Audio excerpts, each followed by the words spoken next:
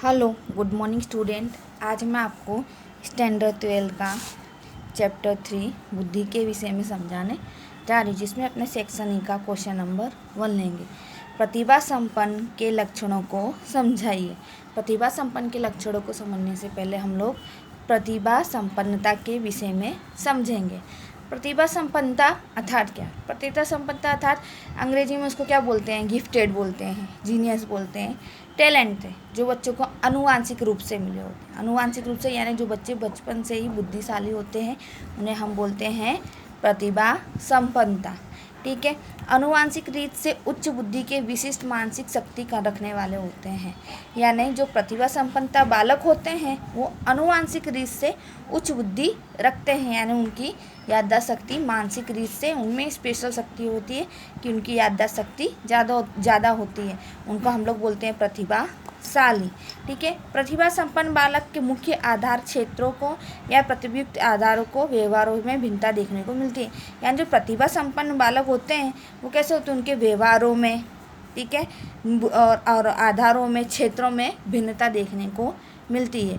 प्रतिभा संपन्नता की व्याख्या बताई गई, यानी अनेक मनोवैज्ञानिकों ने इसके बारे में व्याख्या बताई गई, यानी उन सबने अलग अलग तर्क दिया है। उसको अपने एक ही विषय में समझते हैं कि मानव जीवन के अर्थपूर्ण बोधात्मक अथवा नैतिक, शारीरिक, आवेगिक, सामाजिक की उच्च शक्ति होती है।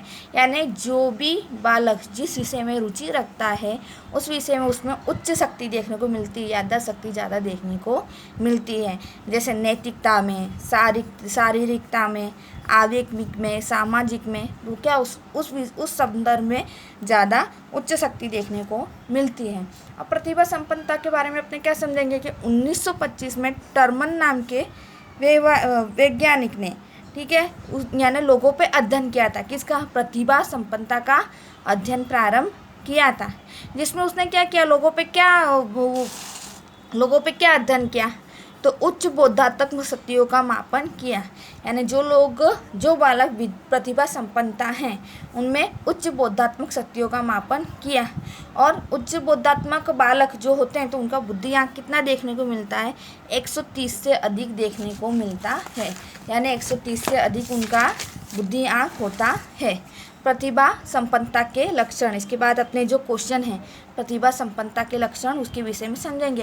तो इसके विषय में भी, उससे पहले भी मैं थोड़ी आपको प्रतिभा संपन्नता के बारे में जानकारी देना चाहती हूँ। तो प्रतिभा संपन्नता के व्यक्ति क्या होते हैं? सीखने के लिए, सिद्धियाँ के लिए, प्रतिष्ठा प्राप्त करने के लिए अत्यधिक प्रयत्नशील होते हैं, क्योंकि वो उनमें उच्च शक्तियाँ होती हैं। ठीक है। तो वो प्रतिभा संपत्ति है तो उनको क्या मिलती है? वो प्राकृतिक भेंट मिलती है, सामाजिक आर्थिक वर्गों में वो दिखाई देती है। ठीक है। अब प्रतिभा से वर्तमान समय में, यानी आज के समय में प्रतिभा संपन्न व्यक्ति हैं उनको पहचानने के लिए कुछ जानकारियाँ दी गई, यानी मनोवैज्ञानिक ने कुछ। तो उनका क्या होता है? बुद्धि, एक तो बुद्धि है 130 से अधिक होता है। ठीक है। फिर उनकी बुद्धि कसौटी में व्यक्ति द्वारा प्राप्त अंक, यानी उनको अंक दिए जाते हैं कि ये कितनी उनकी बुद्धि कसौटी है। फिर जो प्रतिभा संपन्न बालक होते हैं वो कैसे हैं, यानी उनकी विद्यार्थियों का, शिक्षकों का अभिप्राय कैसा है, स्कूल में उनकी अभिप्राय कैसा है, वो उनकी कैसी वर्तन है, वो सब की जानकारी रखी जाती है। बालक के बारे में माता पिता से उसका मूल्यांकन लिया जाता है। जो प्रतिभा संपन्नता बालक होते हैं उनके माता पिता से उनकी जानकारी ली जाती है। और बालक का सामाजिक, आवेगिक परिपक्वता का आंक किया जाता है, यानी उनको अंक दिए जाते हैं। अब इसके बाद, यानी ये प्रतिभा संपन्नता के बारे में ये जानकारी के बाद उसको मैं आपको प्रतिभा संपन्नता के लक्षण के विषय में समझाने जा रही हूँ। अब प्रतिभा संपन्नता बालक होते हैं उनमें अलग तरह के लक्षण देखने को मिलते हैं। जैसे बालक उच्च बुद्धि एवं विशिष्ट मानसिक शक्ति धराता है, यानी अपने आगे पढ़ा है कि अनुवांशिक, यानी अनुवंश से उसको उच्च बुद्धि मिलती है। तो वो बालक कैसा होता है? उच्च बुद्धि होती है। उसकी मानसिक शक्ति कैसी होती है? विशिष्ट देखने को मिलती है।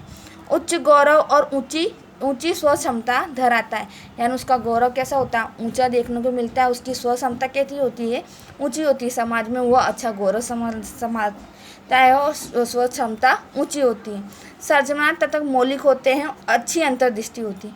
यानी जो प्रतिभा संपन्नता नहीं तो प्रतिभाशाली व्यक्ति होता है वो कुछ ना सृजनात्मक प्रकृति यानी प्रवृत्तियाँ करता रहता है। वो मौलिक होता है कि हाँ इससे क्या होगा, इसके आगे क्या होगा, और अंतर्दृष्टि वाला होता है यानी आगे के बारे में और ज़्यादा विचारता है।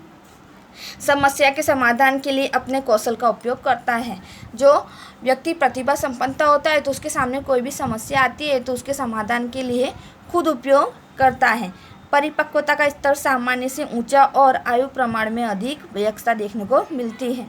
यानी उसका परिपक्वता का स्तर यानी जो अपने देखते हैं जिस बच्चों को समझाना पड़ता है तो उसका स्तर कैसा होता है, सामान्य लोगों से कैसा होता है, ऊंचा होता है। और उसके आयु के प्रमाण में भी क्या देखने को मिलती है, वयस्कता देखने को मिलती है। वो बालक क्या होता है, लेखन, संगीत, कला, यांत्रिकता, डिजाइन क्षेत्रों में सृजनशीलता यानी अलग अलग प्रवृत्ति करता रहता, हमेशा सृजनशील रहता है, कुछ अलग करने के लिए तैयार रहता है। अपने कार्य का तार्किक मूल्यांकन करता है यानी जो भी अपना कार्य करता है वो कितना सही है और कितना सही होना चाहिए उसका तार्किक मूल्यांकन करता रहता है।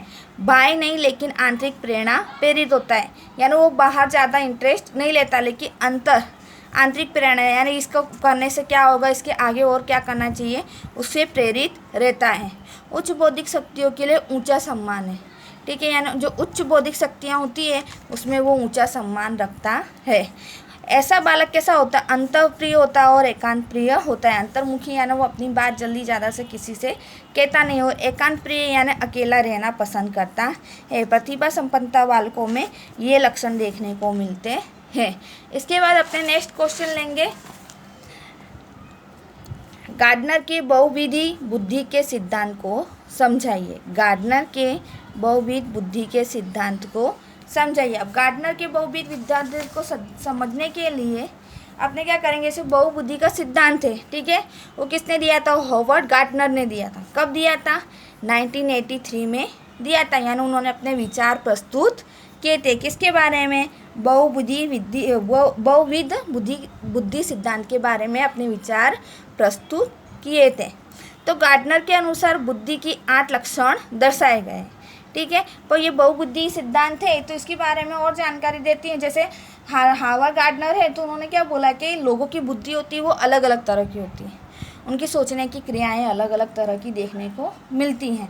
तो ये अलग अलग सोचने के सिद्धांत भी अलग अलग हुए यानी बुद्धि के अलग अलग परिबल हुए। जो 8 परिबल उन्होंने बताए हैं इसलिए उसको बहुविध का सिद्धांत कहते हैं। बहुविध यानी अलग, बहुत सारी विधि के बुद्धि के सिद्धांत इस तरीके उन्होंने समझाए। जैसे उदाहरण के तौर पे अपने ले सकते हैं कि विद्यार्थी जब कक्षा में होता है तो अध्ययन करता है, तब वो उसको किस बुद्धि का उपयोग करता है, कौन सी लाक्षणिकता देखने को मिलती है, तो भाषी की लाक्षणिकता देखने को मिलती है, ठीक है। जब तार्किक लाक्षणिकता देखने को मिलती है, गणित के सम करता है तो गाणितिक लाक्षणिकता देखने को मिलती है। जब वो खेलकूद के मैदान में होता है तो उसमें गतिशील बुद्धि देखने को मिलती है। शिक्षक या बुजुर्ग के सामने वो व्यक्ति सामने आता है, उनकी बातों को समझता है तो उसमें अंतर्व्यक्तित्व बुद्धि से देखने को मिलती है। इस तरीके से गार्डनर के अनुसार 8 लक्षण दर्शाए गए हैं। 8 लक्षण में कौन सा है, पहला भाषाकीय बुद्धि, दूसरा है तार्किक और गाणितिक बुद्धि, तीसरा है देहिक शरीर गतिशील बुद्धि, चौथा है अवकाशीय बुद्धि, पांचवा है अंतर्वैयक्तिक बुद्धि, छठा है संगीतज्ञ बुद्धि, सातवां है व्यक्ति अंतर्गत बुद्धि और 8वां है नैसर्गिक बुद्धि। सबसे पहले अपने किसके बारे में समझाएंगे, गार्डनर के बुद्धि यानी बहुबुद्धि बुद्धि सिद्धांत के लक्षणों के बारे में समझाएंगे। तो सबसे पहले किस में लेंगे, अपने भाषा की बुद्धि। अब भाषा की बुद्धि यानी उसमें भाषा का उपयोग किया जाता है, ठीक है। जैसे स्कूल में बच्चा पढ़ता है तो हिंदी सब्जेक्ट में हुआ, इंग्लिश सब्जेक्ट में हुआ, भाषा का यूज़ करता है। तो जैसे लेखन के लिए, वाचन के लिए, कथन भाषा के लिए और जटिलता को समझने के लिए वो किस बुद्धि का यूज़ करता है, भाषा की बुद्धि का उपयोग करता है। अब भाषा की बुद्धि किसके काम में आती है, तो यानी किस में उच्च प्रमाण में देखने को मिलती है, तो साहित्यकारों में, लेखक में, वक्ता में उद्घोषक में बुद्धि का क्षमता अधिक देखने को मिलती है। किस किस में? साहित्यकार में, लेखक में, वक्ता में, उद्घोषक में बुद्धि की क्षमता ज़्यादा देखने को मिलती है। कौन सी बुद्धि की क्षमता? भाषा की बुद्धि की क्षमता ज़्यादा देखने को मिलती है। उसके बाद अपने लेंगे तार्किक गाणितिक बुद्धि। तार्किक गाणितिक बुद्धि किस में? जैसे अपने गणित के सम करते हो, अकाउंट के सम करते हो, तब गाणितिक और तार्किक बुद्धि का उपयोग किया जाता है। अब गाणितिक तार्किक बुद्धि में क्या होता है? गाणितिक तर्क होते हैं, संकेत का उपयोग होता है, गणित के नियम होते हैं, प्रमेय होती हैं, संज्ञाएं होती हैं, गणित की प्रक्रिया होती है, आदि कार्य होते हैं। ये सब समझने को होता है, यह बुद्धि में दिखाई देते हैं। अब ये तार्किक और गाणितिक बुद्धि किस किस में देखने को मिलती है? उच्च प्रमाण में किसमें देखने को मिलती है? तो वकील में, गुनाह शोधक में, वैज्ञानिकों में, अंकशास्त्रियों में, तर्कशास्त्रियों में ये बुद्धिमत्ता का, बुद्धि क्षमता का प्रमाण अधिक देखने को मिलता है। तार्किक गाणितिक बुद्धि का प्रमाण अधिक देखने को मिलता है। इसके बाद हम लेंगे दैहिक शारीरिक गतिशील बुद्धि। दैहिक शारीरिक गतिशील खेलकूद के मैदानों में काम आती है और बाकी और जगह भी काम आती है, जैसे शारीरिक हलन चलन, खेलकूद, अंग मरोड़ वगैरह क्या होता है? सेक्शन दैहिक शारीरिक गतिशील बुद्धि में देखने को मिलता है। अब ये बुद्धि क्षमता कहाँ, किस प्रमाण में और किन लोगों में उच्च देखने को मिलती है? तो खिलाड़ियों में, हस्तकला के कारीगरों में, नृत्यकार में और अभिनेता में इस बुद्धि की क्षमता उच्च प्रमाण में देखने को मिलती है। किसमें? खिलाड़ियों में, हस्तकला के कारीगरों में, नृत्यकार में और अभिनेता में यह बुद्धि क्षमता उच्च प्रमाण में देखने को मिलती है। इसके बाद हम लोग आएंगे नेक्स्ट में क्या है? चौथा, अवकाशीय बुद्धि। अवकाशीय बुद्धि में क्या है? कोई भी निर्णय लेना हो, समस्या हो, समाधान हो, पहेली का हल हो, दिमागी खेल हो, उस वगैरह में क्या होती है? अवकाशीय बुद्धि का उपयोग होता है, जो हमारे सामान्य जीवन में काम आती है। जैसे हमको कोई भी निर्णय लेना हो, उसका समाधान लाना हो, अपने सामने पहेलियाँ आती हैं उनको सुलझाना हो, दिमागी खेल हो जैसे चेस हो, इन सब में अवकाशीय बुद्धि का उपयोग होता है। अब ये बुद्धि क्षमता किस किस में ज़्यादा देखने को मिलती है? तो वाहन चालकों में, सर्जन में, जो अस्पताल में जो सर्जन होते हैं, जो ऑपरेशन करते हैं उनमें, इंजीनियरों में ये बुद्धि क्षमता उच्च प्रमाण में देखने को मिलती है। नेक्स्ट है अंतर्वैयक्तिक बुद्धि। अंतर्वैयक्तिक यानी अपने अंदर की वैयक्तिक बुद्धि, यानी अन्य व्यक्तियों की पसंद, यानी हम दूसरों को कितना जज करते हैं, अन्य व्यक्तियों की पसंद नापसंद, उनकी भावनाएं, उनके आवेग, स्वभाव, आदत, ये क्या होता है? ये अंतर्वैयक्तिक बुद्धि होती है। अभी ज़्यादातर किस में देखने को मिलती है? राजनेता में, धर्मगुरु में, शिक्षक में, सामाजिक कार्यकर्ता में, ठीक है, इन सबों में ये अंतर्वैयक्तिक बुद्धि की उच्च क्षमता देखने को मिलती है। इसके बाद है संगीतज्ञ बुद्धि। संगीतज्ञ बुद्धि यानी नाम सुन के अपने को पता चलेगा कि संगीत से रिलेटेड है, यानी संगीत के स्वर, ताल, लय, राग, बंदिश आदि सब में इसकी समझ प्राप्त होती है। किसमें?